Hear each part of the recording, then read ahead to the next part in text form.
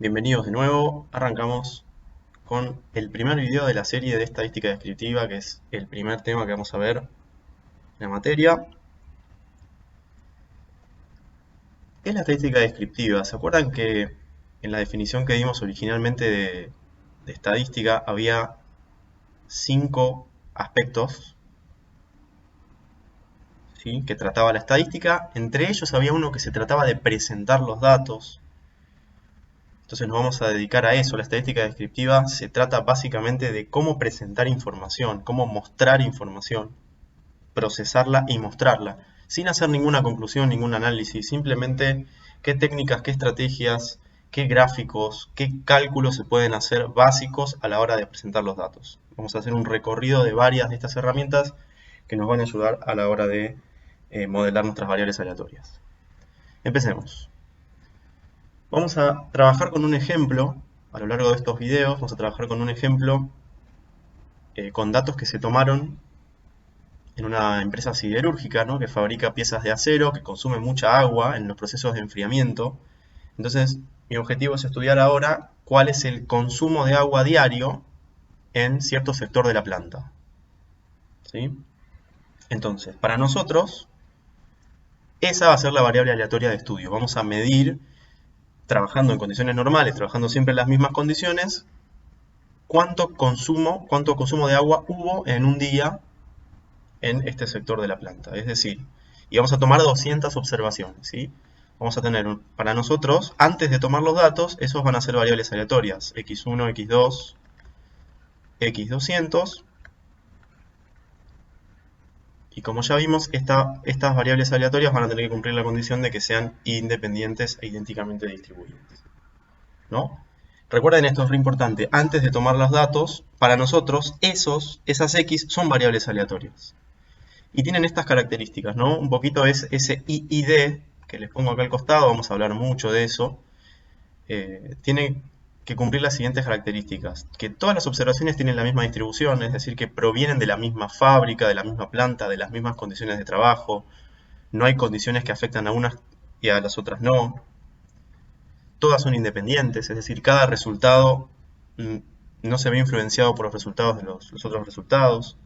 Y algo súper importante y que vamos a discutir mucho también es que no presentan una tendencia en el tiempo, es decir, no están ordenados en el tiempo y no presentan tendencia en el tiempo. Ese tipo de variables aleatorias con tendencia en el tiempo se llaman series de tiempo y se estudian aparte con otros modelos matemáticos. Así que para nosotros hasta ahora va a ser una colección de datos de consumos de esta planta, consumos de agua en miles de litros, asumiendo que no hay una tendencia en el tiempo, es decir, que no hay un aumento sostenido o una disminución sostenida del consumo. Simplemente estamos como tratando de estudiar cuál es el nivel de consumo actual. Buenísimo. Una vez que tomamos la muestra, es decir, una vez que observamos esas 200 variables aleatorias, pasamos a tener los datos ordenados. Ordenados no, los datos sueltos, digamos, del 1 al 200, pasaron a ser números, dejaron de ser variables aleatorias para nosotros, y tenemos dos formas a grandes rasgos de presentar estos datos. La primera es dar los datos individuales, es decir cuánto valió cada uno, y que es en general lo que vamos a preferir nosotros, lo que va a ser mejor para nosotros siempre es tener la información individual, siempre es lo más rico.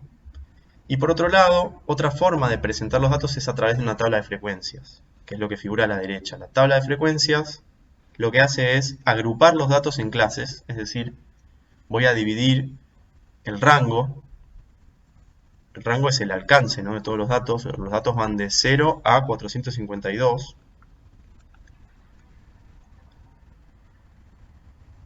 entonces voy a dividir ese rango en una cierta cantidad de clases y voy a ir categorizando o voy a ir clasificando los datos en esas clases. Esta manera de agrupar los datos a veces sirve para ciertas técnicas descriptivas que lo necesitan. Pero como les decía, siempre vamos a preferir individuales, datos individuales. Esto que está en la tabla a la derecha se llama frecuencias absolutas de la clase I, es decir, cuántas observaciones caen dentro de cada una de las clases. Para saber cuántas clases usar para agrupar los datos, busquen la regla de Sturges en internet y van a ver que es una técnica que les permite, les tira un número, una fórmula para decir, bueno, si tengo cierta cantidad de datos, ¿cuántas clases me conviene usar? Bueno, la primera herramienta que vamos a ver para analizar estos datos, cabe mencionar, y no lo mencioné antes, estos datos se están usando para modelar una variable aleatoria continua. Es decir, recuerden que las variables continuas las asociamos a mediciones, ¿sí? Entonces, esta medición del consumo de agua en miles de litros lo asociamos lo vamos a modelar nosotros como una variable continua, es decir, los valores van a estar distribuidos en los reales. Fíjense que yo acá les pongo la misma tabla que antes, la tabla que tiene los datos agrupados en clases, donde en la primera columna figura la frecuencia absoluta que ya vimos, es decir, cuántos individuos, cuántos datos caen en esos rangos, y en la segunda columna va a figurar ahora algo que agregamos, que se llama la frecuencia relativa de la clase I, que es la frecuencia absoluta dividido el tamaño de la muestra n. Es decir, que estamos expresando lo mismo, pero en vez de en valores absolutos, en valores relativos, es decir, en porcentajes. Por ejemplo, la clase 1 es 0,09, significa que esos datos que caen en la clase 1 representan el 9% de todos los datos. Y fíjense que con esta información podemos construir los siguientes gráficos, se llaman histogramas, y los histogramas nos permiten entender a primer vistazo cómo es la densidad, o sea, cómo está distribuida la probabilidad de esa variable aleatoria continua en el eje real. El de la izquierda, el gráfico de la izquierda se llama histograma de frecuencias absolutas y no es ni más ni menos que un gráfico de barras en el cual se muestran cada una de las clases y en abscisas la frecuencia absoluta de cada clase. Ahora, el de la derecha es un poquito más complicado porque, si bien es el mismo perfil, en abscisas figura algo que se llama densidad, que no es la frecuencia, ni la frecuencia absoluta ni la frecuencia relativa, sino que el objetivo de esto es tratar de aproximarse a la función de densidad. ¿De qué manera? Miren, por ejemplo, si nos paramos en la clase 1 va de 0 a 50 y tiene en total 18 individuos. Esos individuos representan 0,09 en proporción del total. Es decir, vamos a asumir que el área de la barrita tiene que medir 0,09. Por lo tanto, calculamos la altura de la barrita en función del ancho. Es decir, si a 0,09 yo lo divido por 50, que es el ancho de la clase, voy a obtener la altura, es decir, una estimación de la densidad de esos datos. De esta manera, yo voy a garantizar que la suma de todas las barritas de 1, es decir, el total, por lo cual este histograma de frecuencias relativas nos va a servir para hacer una estimación de la función de densidad. Si se acuerdan del repaso de prueba, la función de densidad era la f de x chiquita, que nos decía cómo estaba distribuida esa masa de probabilidad. Y recuerden que la integral de esa función de densidad tiene que dar 1, porque toda la probabilidad tiene que estar repartida ahí. Entonces, primera herramienta, histograma, nos permite conocer cómo se distribuyen los datos en la recta real. Bien, segunda herramienta que vamos a usar nosotros, la función de distribución muestral. La función de distribución muestral nos va a permitir estimar la función de distribución f grande de los datos. Yo les voy a mostrar cómo queda el gráfico construido y ahora lo vamos a interpretar. La función de distribución muestral se calcula de la siguiente manera. La llamamos f grande sombrero de x. Vamos a, por ejemplo, calcularla para un x0 cualquiera, y para este x0 se calcula como la cantidad de datos de la muestra que son menores o iguales a ese x0 dividido el total de datos. ¿Qué proporción de los datos caen iguales o por debajo del valor que me interesa saber a mí? Recuerden que esto estima a la función de distribución, que la función de distribución, en el repaso de prueba, vieron que es una función continua para las variables continuas, f grande de x, en x, y es la probabilidad de que x sea menor o igual a x chiquita, ¿no? ¿Por qué no es continuo nuestro gráfico? Porque nosotros tenemos saltos. Les doy un ejemplo, ¿no? Podemos calcular la f en 100. de nuestra muestra, no de los datos originales. Si lo hacemos, contamos cuántos datos hay por debajo o iguales de 100. En este caso, hacemos la cuenta y nos da 0,398. El 39,8% de los datos, 39,8% de los datos están por debajo o iguales a 100. ¿Qué pasa si el próximo dato es 100,1? Cuando yo quiero calcular la f grande de 101, por ejemplo, de 101,2, voy a tener que incluir ese dato. Entonces esto va a pegar un salto. Si ustedes ven el gráfico, esta función tiene saltitos, pequeños saltos. No se llega a apreciar, pero son pequeños puntos. Cada vez que aparece un dato, la función pega un salto porque va acumulando, acumulando, acumulando de a pequeños pasitos hasta llegar al 1. En los tramos donde no hay ningún salto, es que ahí no hay ningún dato. ¿Estamos? Cuantiles de la muestra. Por ejemplo, imagínense que nos interesa para esta variable aleatoria conocer el consumo superado solo el 10% de las veces. Es decir, qué nivel de agua solo se supera el 10% de las veces, por ejemplo, con el objetivo de dimensionar el consumo o programar, digamos, el consumo para saber qué valor va a ser suficiente para abastecer esta planta, ¿no? 10% por ahí es un valor alto, podríamos poner un valor más chiquito, pero bueno, en definitiva nos puede interesar eso, y eso es obtener algún valor del X, es decir, algún valor en el eje X, que acumula cierta probabilidad. En este caso, podemos decir que se trata de el valor que acumula a derecha el 10% de los datos. Imagínense que usamos el histograma de densidades.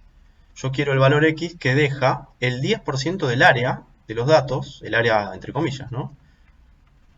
A derecha. Ese va a ser mi cuantil, el cuantil que estoy buscando, y por convención nosotros vamos a llamar ese cuantil, sombrerito, lo vamos a llamar con la probabilidad que deja a izquierda. ¿Sí? Entonces el cuantil 0,9 deja el 90% de los datos a izquierda y el 10% de los datos a derecha. ¿Estamos? Esto es un cálculo que podemos hacer a mano, viendo los datos, pero lo va a hacer en general la computadora para nosotros. Y la utilidad de los cuantiles es muy amplia, vamos a poder conocer muchas cosas de la muestra a partir de los cuantiles. Yo les dejo la definición matemática. El cuantil alfa es el máximo x0 de la muestra, y piénsenla, el máximo x0 de la muestra tal que la función de distribución de la muestra, el f sombrerito, es menor o igual a alfa. Es decir, voy recorriendo los datos de menor a mayor hasta que haya uno que superó la probabilidad acumulada alfa. Entonces me quedo con el anterior, y ese va a ser el cuantil alfa de la muestra. Hay un cuantil muy famoso que se llama mediana, y es el cuantil 0,5, que es el valor que deja la mitad de la información a cada lado de sí mismo, ¿no? Este es el que divide la muestra en dos. Divide la muestra en dos mitades. Y va a ser muy interesante el cuantil, lo vamos a usar mucho para entender la distribución también. Fíjense que acá, visto en el gráfico de la función de distribución muestral, el cuantil sería como ir al revés. Te pido una probabilidad alfa y de esa probabilidad decime cuál es el valor X sombrerito alfa que acumula a izquierda la probabilidad alfa deseada. Bueno, por último vamos a ver el boxplot, que es una herramienta que se usa para resumir algunos cuantiles de la muestra. El boxplot o diagrama de caja de bigotes nos permite de un vistazo entender la distribución, cómo están distribuidos los puntos. Yo les voy a decir acá qué representan estos valores. Esta caja que está en el medio representa el rango intercuartílico, y esto es lo siguiente. El límite inferior de la caja es lo que se llama el cuartil 1 y el límite superior de la caja el cuartil 3. Estos cuartiles son el cuantil 0,25, es decir, el que acumula el 25% de la información, y este es el 75. El del medio es la mediana, el que nosotros vimos recién, 0,5. ¿no? Esto es lo que se llama RIC, o recorrido o rango intercuartílico. Cuartiles porque divide la muestra en cuartos. ¿Estamos? Estos bigotes de acá son distancias que incluyen a todos los puntos que se encuentran a 1,5 veces el rango a la izquierda de Q1. O el de la derecha incluye a todos los puntos que se encuentran a 1,5 veces el rango intercuartílico respecto de Q3. Es decir, todos los puntos que están por fuera se encuentran por fuera de 1,5 veces el rango intercuartílico de Q3 en este caso, ¿sí? Del que está a la derecha. Entonces nos permite esto conocer cuáles son los puntos atípicos o puntos, digamos, outliers se les llama en inglés. Mientras más lejos están los outliers, más sospechas nos dan. Puede ser que este punto haya resultado una mala medición. En definitiva, esto nos da mucha información resumida porque nos permite entender también, al igual que el histograma y al igual que la función acumulada de la muestra, una característica importante de la distribución. Ya vamos a ver algunos ejemplos de distintos boxplots para distintas distribuciones.